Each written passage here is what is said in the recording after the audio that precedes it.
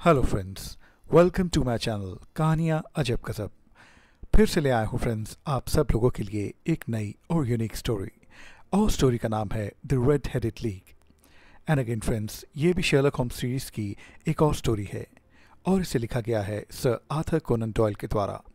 तो friends, without wasting any time, let's start with the red headed league. एक दिन मैं अचानक शर्लक होम्स के बुलावे पर तुरंत उनके घर पहुंचा। वो किसी के साथ गहरे विचार विमर्श में थे। वो जो भी थे जेंटलमैन दिखते थे। उनके बालों का रंग लाल था, जैसे लाल मेहंदी लगाई हो या लाल कलर, पर बालों का उसका वो रंग बिल्कुल प्राकृतिक था। मेरे अंदर आने से जैसे वो दोनों ही थोड़ा डिस्टर्ब हुए। दोनों ने चौंक कर मेरी तरफ देखा। उनकी बातचीत को ब्रेक लग गया था। ऐसी स्थिति से मैं थोड़ा हक्का बक्का रह गया। मैंने कहा, मुझे लगता है कि तुम बिजी हो होम्स, मैं थोड़ी देर में आ जाता हूँ। हाँ, बिजी तो हूँ। शर्लक अपनी जगह से उठकर मेरे पास आया। लेकिन तुम्हें कहीं जाने की ज़रूरत नहीं है वॉटसन, प्लीज़ बैठो यहाँ पर। यहाँ जो कुछ कहा सुना जा रहा है उसे जानो समझो। मिस्टर जैबीज विल्सन, इनसे मिलिए। शर्लक ने विल्सन नाम के उस आदमी से संबोधित होकर मेरी तरफ इशारा करते हुए कहा, यह है मिस्टर वॉटसन, मेरे बहुत अजीज़ दोस्त, मेरे हर सुख दुख के साथी, मेरे हमदम, मेरे दोस्त। इनके सामने भी उतने ही आप विश्वास से कुछ भी कह सकते हैं जितना मेरे सामने कह रहे हैं। मैं शर्लक के साथ वाली कुर्सी पर बैठ गया। उसी समय विल्सन ने अपने कोट के अंदर की जेब से एक मुड़ा तोड़ा पुराना अखबार निकाला। उसके चेहरे पर परेशानी नजर आने लगी। उसने अखबार को खोलकर अपने घुटनों पर फैला लिया। वो उसमें कोई न्यूज़ ढूंढने लगा। शर्लक ने उसे ध्यान से देखते हुए अचानक कहा, मिस्टर विल्सन, आप पहले कुछ ऐसा काम करते रहे हैं जिसमें आपके दाएं हाथ को अधिक मेहनत करनी पड़ी थी? जी हाँ, बिल्कुल मिस्टर होम्स। पहले मैं एक शिप पर कारपेंटर का काम करता था। लकड़ी छीलने के औजारों से लकड़ी घिसते हुए सीधे हाथ पर अधिक जोर रहता था। आप कुछ समय चीन में भी रहे हैं मिस्टर विल्सन? बिल्कुल सही सर, लेकिन कमाल है, आपने ही कैसे जाना? मैंने तो अभी तक ऐसा कुछ भी नहीं बताया आपको। क्योंकि आपका एक हाथ मिस्टर विल्सन, आपका दायां हाथ आपके बाएं हाथ की अपेक्षा कुछ अधिक सख्त है। आपने उस हाथ से लकड़ी छीलने के औजार चलाए हैं तो निसंदेह आपके हाथ की मसल्स पर उनका प्रभाव पड़ा और वे कुछ अधिक फूली हुई हैं। और चीन वाली बात का आपको कैसे पता चला? आपकी कलाई पर जिस मछली का टैटू गुदा हुआ है, उस मछली पर एक खास गुलाबी रंग का निशान है। मैंने कुछ टैटू निशानों पर रिसर्च की है। मछली मारने का यही पैटर्न केवल चीन में ही पाया जाता है। इसके अलावा मैंने एक चीनी कॉइन आपकी चेन घड़ी में लटकते हुए देखा है। विल्सन के चेहरे पर एक विशेष चमक आ गई। वो बोला, मिस्टर शर्लक, बुरा ना माने, लेकिन जब मैं आपके बारे में सुनकर यहाँ आया था तो मुझे आपकी क्षमताओं पर पूरा भरोसा नहीं हो रहा था। लेकिन आपने मेरी चीज़ों को देखने के बाद मेरे व्यक्तित्व का जो वर्णन किया, उससे मेरा विश्वास आप पर बढ़ गया है। आप भी बुरा ना माने मिस्टर विल्सन, मैंने दरअसल आपकी उस शंका को भांप लिया था और इसलिए मैंने इन सब चीज़ों का बखान करना ज़रूरी समझा। कभी कभी किसी के आत्मविश्वास के लिए ऐसा करना ज़रूरी हो जाता है। बहुत अच्छे मिस्टर होम्स, मैं आपसे बहुत इम्प्रेस हूँ। अब मैं आपको ये खबर दिखाता हूँ जिसके बाद कि मेरी परेशानियाँ बढ़ गईं। उसने पेपर शर्लक के सामने कर दिया। शर्लक ने पेपर अपने हाथ में ले लिया। उसने एक विज्ञापन पर उंगली रख दी, फिर बोला, इस विज्ञापन को देखिए मिस्टर शर्लक। शर्लक और मैं उस विज्ञापन को देखने लगे। विज्ञापन का मैटर कुछ इस प्रकार से था, यदि आपके बालों का रंग लाल है तो वो आप ही हैं जिसकी हमें तलाश है। आपके पास है एक सप्ताह में 4 पाउंड्स कमाने का सुनहरा अवसर। आपको रेड हेडेड लीग का मेंबर बनना होगा और लीग के ऑफिस में आकर एक प्रतियोगिता के टास्क को पूरा करना होगा। पात्रता, रेड हेडेड लीग का सदस्य बनने के लिए आपकी उम्र 21 साल से अधिक होनी चाहिए। आप शारीरिक रूप से स्वस्थ व हष्टपुष्ट होने चाहिए। पहली व ज़रूरी शर्त, आपके बालों का रंग लाल होना चाहिए। यदि आप इन शर्तों को पूरा करते हैं तो पर्सनली आकर मिलें। हमारा पता, Duncan Ross, office of the league, 7 fleet street. मुझे लगा कि मुझे इस लीग का मेंबर बनना चाहिए। मैं हफ्ते में बिना कुछ अधिक किए 4 पाउंड्स की इस इनकम को नहीं कमाना चाहता था मिस्टर होम्स। मैं रेड हेडेड लीग के ऑफिस गया और उसका मेंबर बन गया। मिस्टर विल्सन, ये कब की बात है? लगभग 2 माह पूर्व की। उसके बाद क्या हुआ? उसके बाद मैं लगातार रेड हेडेड लीग के ऑफिस में जाता रहा। मुझे कुछ टास्क दिए जाते जिन्हें मुझे पूरा करना होता था। टास्क जैसे मुझे एक इंसाइक्लोपीडिया की मोटी सी किताब दे दी गई थी जिसकी मदद से मुझे उन लोगों के नाम ढूंढने थे जिनकी स्पेलिंग इंग्लिश के ए अल्फ़ाबेट से शुरू होते हों। हाँ, जब मैं ऐसा कर रहा था तो एक और बात हुई। एक लाल बालों वाला व्यक्ति जिसका नाम विलियम मॉरिस था, वो मेरे काम पर निगाह रखने के लिए वहाँ बैठा रहता था, लेकिन हमें बात करने की इजाज़त बिल्कुल नहीं थी। अगर ये कोई प्रतियोगिता है तो सचमुच ही अद्भुत प्रतियोगिता है। मैं जानता था कि शर्लॉक होम्स इस कहानी के पीछे के रहस्य को समझने की पूरी कोशिश कर रहा है। यदि आपकी जगह मैं होता तो वो ऐसी वाहियात प्रतियोगिता में ना पड़ता। कई बार अखबारों में मूर्ख बनाने की प्रतियोगिताएं भी दी जाती हैं। आपको इस प्रतियोगिता के चक्कर में नहीं फंसना चाहिए था मिस्टर विल्सन, मैंने बोला। पहले तो मैं भी कुछ ऐसा ही समझ रहा था, लेकिन जब 1 सप्ताह बीतने के बाद मुझे 4 पाउंड्स की रकम दे दी गई तो भला मुझे क्या एतराज़ होता। रकम दे दी गई? हाँ, उस सप्ताह भी और अगले प्रत्येक सप्ताह भी। यानी 2 माह से आपको प्रत्येक सप्ताह 4 पाउंड्स की रकम लगातार मिलती रही, बिना नागा सर। Very strange. मैं भी आपकी तरह ही हैरान था कि ये क्या हो रहा है। क्या आपके अलावा और लोग भी वहाँ थे जो ऐसे ही कामों में लगे थे, मेरा मतलब प्रतियोगिता में शामिल? जी नहीं, मेरे सामने नहीं थे, पर लीग हेड के अनुसार प्रतियोगिता में और लोग भी शामिल थे। सबको अलग अलग टास्क दिए जा रहे थे। तो उन्होंने कुछ बताया नहीं कि ये टास्क कब ख़त्म होंगे? ऐसा कोई भला क्यों पूछेगा जबकि उसे हर सप्ताह एक अच्छी रकम मिल रही हो। मैं आपको बता दूं कि मेरा अपना एक छोटा सा कारोबार है जो बहुत अधिक नहीं चल रहा। मेरा ऑफिस शहर के पास कोबक स्क्वायर पर स्थित है। पिछले कई सालों से तो मेरा व्यापार बहुत मंदा चल रहा था। पहले मैंने 2 आदमी काम पर रखे हुए थे, फिर काम अधिक न होने के कारण केवल एक ही रह गया, फिर मैंने उसे भी निकाल दिया। मैं तो अब कोई भी आदमी नहीं रखना चाहता था, लेकिन विंसेंट स्पॉल्डिंग, वो मुझसे काम सीखने का इच्छुक था। वो आधे पैसों में भी काम करने को तैयार था। उसने प्रार्थना करके मेरी कंपनी ज्वाइन कर ली। कुछ ही दिनों में मुझे लगा कि वो मुझसे भी कहीं ग्रेट है, मुझसे कहीं ज़्यादा बिजनेस की समझ थी उसे। उसके आने से मुझे अपने काम में काफ़ी मदद मिलने लगी। वो चाहता तो कहीं भी अधिक पैसों में जाकर काम कर सकता था। मैंने भी उसे नहीं कहा, क्योंकि जब वो अपने काम से आश्वस्त था तो मुझे क्या पड़ी थी कि मैं उसे जाने को कहूँ। हाँ, यहाँ अपना स्वार्थ सामने आ जाता है, कुछ ऐसा ही समझें। तो फिर आपको यहाँ आने की क्या सोची? आखिर किसी चीज़ की लिमिट होती है सर। मतलब एक दिन उसने मुझे लंदन के सभी छोटे बड़े शहरों के नाम लिखने का काम दे दिया, यानी कि विलियम मॉरिस ने। मैं ऐसे बेकार के कामों का रहस्य जानना चाहता हूँ। आखिर ये कैसी प्रतियोगिता है? वो इतना खर्चा क्यों कर रहे हैं? 4 पाउंड्स की याद नहीं आ रही? हाँ, जानता हूँ कि मेरी ऐसी कोशिशों से मेरी कमाई मारी जा सकती थी। वो विंसेंट आपके ऑफिस को ठीक से संभाल रहा है?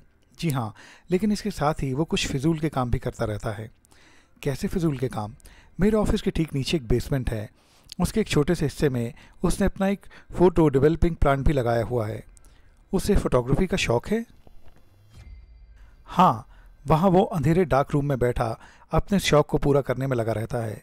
मुझे भी इसमें कोई एतराज़ नहीं था, इसलिए मैंने उसे परमिशन दे रखी है। मिस्टर विल्सन, आपकी कोई फैमिली है? जी नहीं सर, मेरी पत्नी मर चुकी है, मेरी कोई औलाद भी नहीं हुई।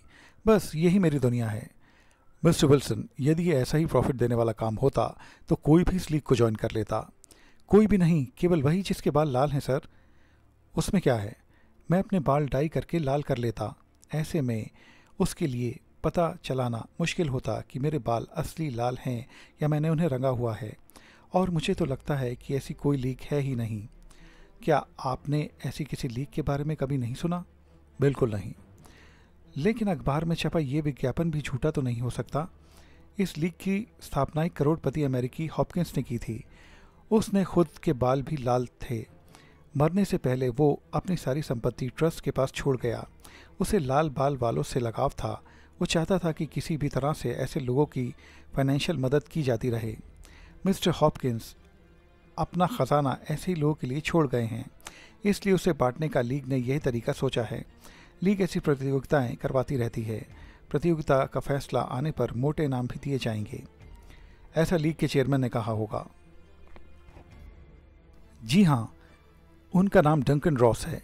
मेरे साथ कोई ज़बरदस्ती नहीं थी। यह मेरी इच्छा पर ही निर्भर था कि मैं इसमें पार्ट लूं या नहीं।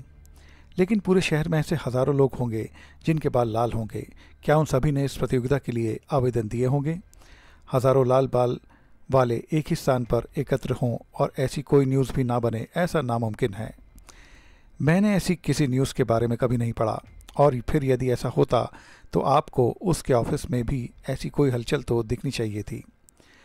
इसमें भी भेद है। बाल हल्के लाल हैं या ज़्यादा लाल हैं तो वो प्रतियोगी लीग की प्रतियोगिता में हिस्सा नहीं ले सकता। बाल ऐसे ही लाल होने चाहिए जैसे कि मेरे हैं। ऐसा इसलिए है क्योंकि ऐसा हॉपकिंस को सम्मान देने के लिए किया गया है। शायद इसलिए अधिक कंटेस्टेंट्स इस प्रतियोगिता में नहीं हैं। ओह ग्रेट, अगर आप इस काम में लगे हैं तो आप ऑफिस कब जाते हैं? आजकल मैं कम ही जा पाता हूँ। दिन में 4 घंटे तो मैं प्रतियोगिता हल करने में बिताता हूँ। सारा काम विंसेंट स्पॉल्डिंग ही देख रहा है। अखबार में छपे इस ऐड पर आपकी नज़र कैसे पड़ी? इसे मुझे विंसेंट स्पॉल्डिंग ने ही दिखाया था, वही मुझे वहाँ ले भी गया था। Very interesting. तुम्हें टास्क पूरा करने के लिए कितना वक्त दिया जाता है? करीब करीब 4 घंटे। मैं सुबह 10 बजे वहाँ पहुँच जाता था और ठीक 2 बजे मैं प्रतियोगिता छोड़कर जा सकता था। इसके बाद क्या हुआ? आज भी सुबह 10 बजे मैं रोज़ की भांति ही लीग के ऑफिस पहुंचा। लीग का ऑफिस मुझे हमेशा खुला मिलता था, लेकिन आज उस पर ताला पड़ा था। वहाँ एक नोटिस चिपका दिया गया था जिस पर लिखा था कि लीग को बंद कर दिया गया है। गुड। फिर आपने क्या किया? मैं बिल्डिंग के मालिक के पास पहुंचा। वो ग्राउंड फ्लोर पर ही रहता था। मैंने उससे लीग और उसके ऑफिस के बारे में पूछा। उसने लीग के बारे में अनभिज्ञता प्रकट की। वो लीग के बारे में और उसके चेयरमैन डंकन रॉस के बारे में कुछ भी नहीं जानता था। यह नाम उसके लिए बिल्कुल नया था। वो भी इसके बारे में सुनकर वैसे ही हैरान हुआ जैसा आप लोग हुए। और वो विलियम मॉरिस जो तुम्हारे साथ ही रूम में था, वो भी गायब होगा? हाँ, एक दिन पहले वो बहुत खुश था। उसने मुझे बताया था कि कल उसका नया ऑफिस तैयार हो जाएगा और वो वहाँ शिफ्ट हो जाएगा। मुझे उसने अपना नया पता भी दिया था। मैं वहाँ गया पर वहाँ कोई उसे नहीं जानता था। वो वहाँ था ही नहीं। वह कोई कारखाना था जहाँ घुटने के आर्टिफिशियल कैप्स बनाए जाते थे। फिर तुमने क्या किया? मैं वापस अपने घर गया, कोबक स्क्वायर। मैंने विंसेंट स्पॉल्डिंग से इस बारे में विचार विमर्श किया, लेकिन वो इस मामले में मेरी कोई मदद नहीं कर सका। इसलिए आपके बारे में सुनने के बाद मैं आपसे मिलने यहाँ आ गया। लेकिन आप लीग की छानबीन क्यों करवाना चाहते हैं? क्योंकि आपने तो इसमें कुछ खोया ही नहीं। आपने तो बिना किसी मेहनत के अच्छा खासा पैसा बनाया और ए अल्फ़ाबेट से शुरू होने वाले लोगों की भी आपको अच्छी जानकारी हो गई है। लेकिन मैं उन लोगों का पता लगाना चाहता हूँ कि वो कौन हैं। इस सब के पीछे उनकी क्या मंशा थी? क्या इसके पीछे कोई गहरा रहस्य है? और अगर वो रहस्य है तो वो रहस्य क्या है? उस रहस्य में आखिर मेरा भी तो कोई रोल होगा। वो रोल क्या है? या फिर ये एक मजाक था? अगर मजाक था तो फिर इतना महंगा मजाक किसी ने मेरे साथ क्यों किया जिसके लिए उसे 30 पाउंड्स खर्च करने पड़े? तो फिर ठीक है, मैं पता लगाऊंगा, क्योंकि ये केस मेरे लिए भी आश्चर्यजनक है। पहले मैं विंसेंट स्पॉल्डिंग से ही शुरू करता हूँ, जिसने आपको वो ऐड ला कर दिया। क्या आप मुझे बता सकते हैं कि वो आपसे कब मिला? ऐड लाकर दिखाने से केवल एक ही माह पूर्व। वो आपसे कैसे मिला? मैंने असिस्टेंट की जॉब के लिए एक ऐड दिया था, वो उसे पढ़कर मेरे पास आया था। क्या वो अकेला ही था, या मेरा मतलब है कि और भी कैंडिडेट थे? जी नहीं, और भी आए थे। तो तुमने उसे इसलिए चुना क्योंकि वह दूसरों से आधी सैलरी पर काम कर रहा था, यही बात है? जी हाँ सर, बिल्कुल। ये विंसेंट स्पॉल्डिंग दिखता कैसा है? जी, मजबूत कदकाठी का, अपने काम को फुर्ती से निपटाने वाला, क्लीन शेव, करीब 30 की उम्र का। वैसे शक्ल देख के उसकी उम्र का अंदाज़ा लगाना थोड़ा मुश्किल है। उसके माथे पर एक सफ़ेद दाग है जैसे तेज़ाब से जल गया हो। बस बस, इतना बहुत है मिस्टर विल्सन। क्या तुमने इस बात पर गौर किया कि वो कानों में ईयरिंग पहनता है? जी हाँ, वो जिप्सी लुक का फ़ैन है, वो पहनता है, मैंने उसे देखा है। क्या वो उसे पूरे समय ऑफिस में रहा है जब आप लीग की प्रतियोगिता में लगे थे? जी हाँ सर। आपको कैसे पता चला? मुझे पता है मिस्टर विल्सन। और आज शनिवार है ना मिस्टर विल्सन? अभी आप जा सकते हैं। मुझे उम्मीद है कि इस केस में सोमवार तक मैं किसी न किसी नतीजे पर अवश्य पहुंच जाऊंगा। सर, मैं एक बार और लीग के ऑफिस जाकर देखूंगा कि वहाँ कोई लौटा या नहीं। यह कहकर विल्सन वहाँ से चला गया। उसके जाने के बाद शर्लॉक ने मेरी तरफ देखा और कहा, वॉटसन, इस केस के बारे में तुम्हारी क्या राय है? मेरी कुछ राय नहीं है दोस्त, मैंने कहा। इस लीग का पेंच मेरी समझ से एकदम बाहर है। इतना सुनकर शर्लॉक ने कहा, प्लीज़ मुझे कम से कम 40 मिनट तक डिस्टर्ब मत करना। इसके बाद मास्टर डिटेक्टिव गहरी सोच में चला गया। शायद वो विल्सन के सारे बयानों को सिलसिलेवार जोड़कर किसी निष्कर्ष तक पहुंचने की कोशिश कर रहा था। वो समझने की कोशिश कर रहा था कि कहीं इस सारे पचड़े में कोई क्राइम तो नहीं। क्राइम है भी तो कैसा? रेड हेडेड लीग की आड़ में आखिर क्या हो रहा था? क्या लीग के शिकार और लोग भी थे, या केवल विल्सन को ही मोहरा बनाया गया था? यदि विल्सन को ही मोहरा बनाया गया था तो इसके पीछे क्या राज था? अचानक कुछ सोचते हुए शर्लक स्प्रिंग की तरह उछलकर खड़ा हुआ। क्या हुआ? मैंने पूछा। अभी तुम्हारे पेशेंट तुम्हारा इंतज़ार तो नहीं कर रहे? नहीं, आज मैं कोई काम नहीं कर रहा। तो फिर अपना हेड सिर पर ठीक करो। आज हम शहर घूमेंगे, शानदार लंच लेंगे, एक जर्मन म्यूज़िक कॉन्सर्ट को एंजॉय करेंगे। चलो जल्दी करो। हम दोनों निकल पड़े। शर्लक के हाथ में उसकी छड़ी थी। हम सबसे पहले कोबर्ग स्क्वायर पहुंचे। ये वह जगह थी जहां से सारी कहानी शुरू हुई थी। वो एक 2 मंजिला मकान था। मकान कॉर्नर पर स्थित था। उसी में विल्सन ने अपना ऑफिस भी खोल रखा था। मकान पर उसके नाम की नेम प्लेट लगी थी। शर्लक होम्स उसके मकान के ठीक सामने वाले हिस्से में पहुंचकर थोड़ा ठिठका। मकान के साथ ही से होकर एक गली पीछे को जाती दिख रही थी। शर्लक होम्स धीरे धीरे चलते हुए उस गली की तरफ घूम गया। इसी बीच उसके हाथ में थमी छड़ी लगातार ज़मीन को ठकठकाती रही। वो गली के आखिर तक एक चक्कर लगाकर वापस आया। उसने उस मकान के पीछे बनी हुई इमारतों का जायज़ा लिया। इसके बाद वो फिर से वापस कॉर्नर के मकान तक आया। उसने इमारत के द्वार को खटखटाया। दरवाज़ा खोलने वाला निश्चित रूप से विंसेंट था, क्योंकि उसका हुलिया वैसा ही था जैसा विल्सन ने बयान किया था। उसने हमें अंदर आने को कहा। शर्लक ने कहा, नो थैंक्स, हम केवल ये जानना चाहते हैं कि यहाँ से कॉन्सर्ट को जाने वाला रास्ता किधर है। यहाँ से सीधे हाथ पर तीसरी गली और उससे आगे उल्टे हाथ पर चौथी गली सर। इसी के साथ उसने दरवाज़ा बंद कर लिया। हम दोनों ने उस जगह को छोड़ दिया। विंसेंट एक निहायत ही चालाक इंसान है। मेरे विचार में पूरे लंदन में उसके जैसा शायद कोई दूसरा नहीं होगा। लीग के नाम पर उसने विल्सन को जमकर बेवकूफ़ बनाया है। तुमने उसमें ऐसा क्या देखा? उसमें नहीं, उसके घुटने में। घुटने में? हाँ, उसके घुटने के पास, उसकी ट्राउज़र में। वहाँ तुमने क्या देखा? और तुम उसके घर के साथ वाली गली को भी लगातार ठकठकाते हुए जा रहे थे। मैं आपको बता दूं डॉक्टर वॉटसन कि हम लोग जासूस हैं। अगर हम घूमने निकले हैं तो उसके पीछे भी एक मकसद है। केस तुम्हें मालूम ही है। यहाँ आकर मैं कुछ बातों का पता लगाना चाहता था। ओह, तो फिर क्या पता चला? कोबर्ग स्क्वायर पर बनी हुई विल्सन की इस इमारत का सामने का हिस्सा तो हमें दिखाई पड़ रहा है, लेकिन पीछे क्या है ये किसी को नहीं दिख रहा। मैं बताता हूँ। इसके पीछे एक सड़क गुजरती है। उस पर कुछ दुकानें हैं जिनमें न्यूज़पेपर शॉप, एक रेडीमेड शॉप, एक बेकरी और एक शहर के नामी सबर्न बैंक की ब्रांच और एक शाकाहारी रेस्टोरेंट है। अब हमारा काम फ़िलहाल ख़त्म हो चुका है, तो मेरे विचार में हमें कॉफ़ी और सैंडविच का आनंद लेना चाहिए।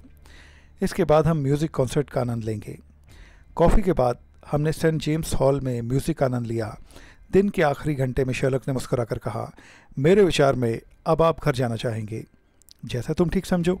मैं शर्लक की कार्यप्रणाली को जानता था कि वो केस के बारे में मुझे अभी कुछ बताना नहीं चाहता था। मैं भी समय आने की प्रतीक्षा कर रहा था। हम दोनों वापस लौट पड़े। मैं आपको बता देना ठीक समझता हूँ कि यहाँ कोबर्ग स्क्वायर पर कुछ गंभीर अपराध होने वाला है, लेकिन उसे रोकने की मैं पूरी कोशिश करूँगा। कैसा अपराध? तुम्हें कैसे पता? इसके लिए अभी आपको इंतज़ार करना होगा डॉक्टर। मैं इंतज़ार कर सकता हूँ। आज रात मुझे आपकी मदद की ज़रूरत पड़ेगी। आज रात मतलब कितने बजे? करीब करीब 10 बजे। चलिए ठीक है मिस्टर होम्स, मैं ठीक 10 बजे तक आपके घर बेकर स्ट्रीट पर पहुँच जाऊँगा। एक बात और, शायद आज हमें किसी खतरे का सामना करना पड़े, इसलिए अपना सर्विस रिवॉल्वर अपने साथ रख लेना। उसकी इस बात को सुनकर मैं थोड़ा सिहर गया था। मेरी वो सिहरन सिर से पाँव तक उतरती चली गई थी। ऐसा नहीं था कि मैं डर गया था। मैं आर्मी से रिटायर्ड डॉक्टर था। जंगों के दौरान मैंने मौत के ऐसे खतरनाक पलों को कई बार देखा है। मैं खतरे से भरे उन पलों के बारे में सोचने लगा था जो कोबर्ग स्क्वायर में किसी अपराध की आशंका को जन्म दे रहे थे। मैं बिल्कुल भी शर्लक की तरह नहीं सोच पाता था। मैं उसकी तरह सोचने की सोच भी नहीं सकता था। मुझे नहीं पता था कि वह वहाँ क्या कर रहा है और अब क्या होने वाला है। मुझे नहीं पता था कि शर्लक होम्स ने मुझे रिवॉल्वर लाने को क्यों कहा था। उसने विंसेंट को लंदन का छटा हुआ इंसान बताया था। वो कोई गहरी चाल चल रहा हो सकता था, पर शर्लक ने यहाँ ऐसा क्या देखा था जो वह खुद नहीं देख पाया था। आखिर विल्सन से उसने भी वही सुना था जो शर्लक ने। फिर वो उस घटना का अनुमान शर्लक की तरह ही क्यों नहीं लगा पा रहा था?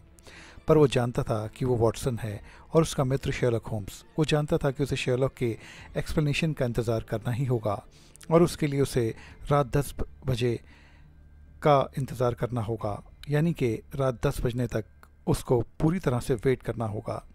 इसी उधेड़ बुन में 9:30 कब बज गए इसका उसे पता ही नहीं चला। मैं जल्दी से ऑक्सफोर्ड रोड से बेकर स्ट्रीट की तरफ चल पड़ा। शर्लॉक के कहे मुताबिक अपना रिवॉल्वर मैंने अपने कोट की जेब में रख लिया था। हिफाजत के लिए शर्लॉक ने मुझे पहले ही आगाह किया था और अवसर मिलते ही मैं उसे कभी भी चलाने के लिए तैयार था। मैं जब बेकर स्ट्रीट पहुंचा तो वहां शर्लॉक के साथ 2 और लोगों को भी खड़े पाया। शर्लॉक ने उनसे मेरा परिचय करवाया। उनमें से एक था स्कॉटलैंड यार्ड पुलिस का एजेंट पीटर जोन्स। दूसरा, जो अफसर जैसा प्रतीत होता था, वो देखने में लंबे कद का गंभीर भाव वाला इंसान था। उसने एक चमकदार हैट लगा रखी थी और सम्मानीय लोगों की तरह फ्रॉक कोट पहने था। वो बैंक का एक मैनेजर था। उसका नाम था मैरीवेदर ग्लूमली। शर्लॉक होम्स ने कहा, आज की रात बहुत खतरों से भरी है। हम जिस काम को करने आए हैं, यदि उसे करने में चूक गए तो एक बहुत बड़े नुकसान से गुजरना होगा। यह नुकसान लगभग 30,000 पाउंड्स का भी हो सकता है। यहाँ क्या होने वाला है? मैंने उत्सुकता से पूछा। जॉन क्ले, जुर्म की दुनिया का एक जाना माना कुख्यात अपराधी। मर्डर, चोरी, डकैती, ठगी, राजनी, शायद ही कोई अपराध होगा जो उससे करने से छूटा होगा। वो अपराध की दुनिया का बादशाह है। अपने शिकार को बुलडॉग की तरह चीर सकता है। आज मैं उसके हाथों में कानून के ब्रेसलेट यानी हथकड़ी पड़ी देखना चाहता हूँ। वो इस समय कहाँ है और क्या कर रहा है या करने वाला है? उम्मीद है कि आज आप लोगों का सामना उससे अवश्य होगा। हम सब वहाँ से कोबक स्क्वायर पहुँचे। बैंक मैनेजर मिस्टर मैरीवेदर की मदद से हम बैंक के अंदर जा पहुँचे थे। शर्लॉक ने सबको सावधान कर दिया था कि उनके चलने से फर्श पर किसी किस्म की आवाज़ नहीं होनी चाहिए। हम सब ने एक अंधेरे कोने में शरण ली। कहना होगा कि हम छुपे हुए थे। सबके दिल धड़क रहे थे। शर्लॉक ने अभी तक क्लियर नहीं किया था कि कब क्या होने वाला है, लेकिन इतना समझ चुके थे कि जो भी होने वाला है वो यहीं इसी बैंक में होगा। अचानक फर्श के नीचे कुछ खटपट के स्वर उभरे। सभी सतर्क नज़रों से उस तरफ देखने लगे। देखते ही देखते फर्श पर एक हल्का सा क्रैक बन गया। उसमें से रोशनी की लकीरें निकलकर ऊपर छत से टकराने लगीं। सब हैरानी से उस दृश्य को देख रहे थे। शर्लॉक फुसफुसाया, मिस्टर पीटर, वास्तव में यहाँ बैंक डकैती होने वाली है। डकैत नीचे से बैंक का फर्श तोड़कर बैंक में घुसने वाले हैं। वो बैंक में रखा फ्रेंच गोल्ड लूटना चाहते हैं। नीचे से फर्श को तोड़ा जा रहा है। जो रोशनी उस क्रैक से ऊपर आ रही है वो डकैतों के हाथ में थमे लैंप की हो सकती है। होम्स ने जैसे इस रहस्य से पर्दा उठाया, सब लोगों के हाथ पैर फूल गए। फर्श पर क्रैक के साथ साथ रोशनी का आकार बढ़ने लगा। धीरे धीरे वो क्रैक इतना बड़ा हो गया कि कोई भी इंसान उसमें से बाहर आ सकता था। वॉटसन, माय डियर फ्रेंड, अगर वो फायर करने की कोशिश करेंगे तो तुम्हें भी उनके फायर का जवाब देना है। मैं तैयार हूँ। तुम जब बोलोगे मैं तब फायर करूँगा होम्स। फर्श पर बने क्रैक से एक हाथ बाहर निकला। उसके साथ ही उस हाथ का मालिक भी बाहर आ गया। क्रैक से नीचे खड़े इंसान ने ऊपर आ चुके इंसान को एक लैंप पकड़ा दिया।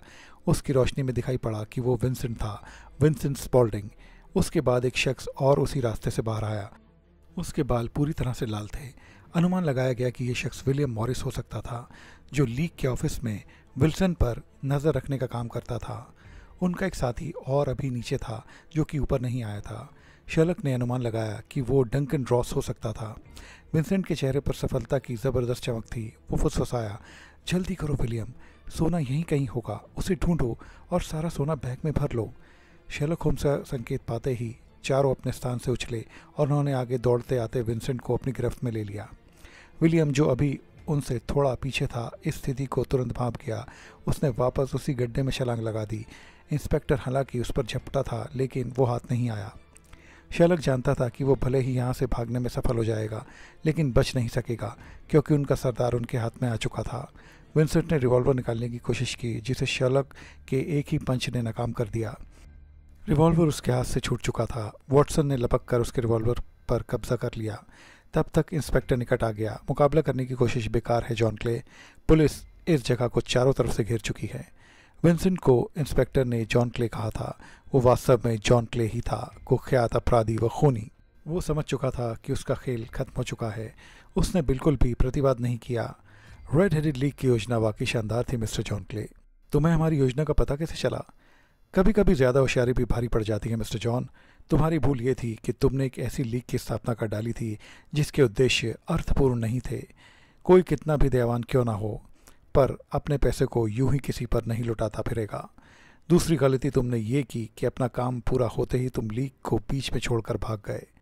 ओह, इससे मिस्टर विल्सन तुम्हारे पास जा पहुँचे और तुम उनके ज़रिए मुझ तक। निसंदेह हाँ, जब मुझे बैंक में रखे हुए फ्रेंच गोल्ड का पता एक अखबार के ज़रिए लगा तो मैंने उसे उड़ाने की योजना बनानी शुरू कर दी। लेकिन बैंक में घुसना आसान नहीं था। तब एक दिन मेरी नज़र मिस्टर विल्सन द्वारा दिए गए उस विज्ञापन पर गई जो कोबर्ग स्क्वायर में स्थित था, जहाँ स्थित बैंक से मुझे गोल्ड उड़ाना था। उनका ऑफिस ठीक बैंक के पीछे था। मैंने योजना बनानी शुरू कर दी। विल्सन के बाल लाल थे। लाल बालों के साथ मैंने अपनी चाल बुन ली और विल्सन उस पर फंस भी गया। इसके अलावा जितने भी लाल बालों वाले मेरे पास आए, मैंने उन सब के बालों में कोई ना कोई खोट निकालकर उनको लौटा दिया। तो फ्रेंड्स, अब आपने देखा कि किस तरह से इस सब गैंग ने ये लाल बालों वाली स्कीम बनाई। ये था द रेड हेडेड लीग का फर्स्ट पार्ट। तो मिलते हैं आप सब लोगों से रेड हेडेड लीग के सेकंड पार्ट में। तब तक के लिए बाय बाय।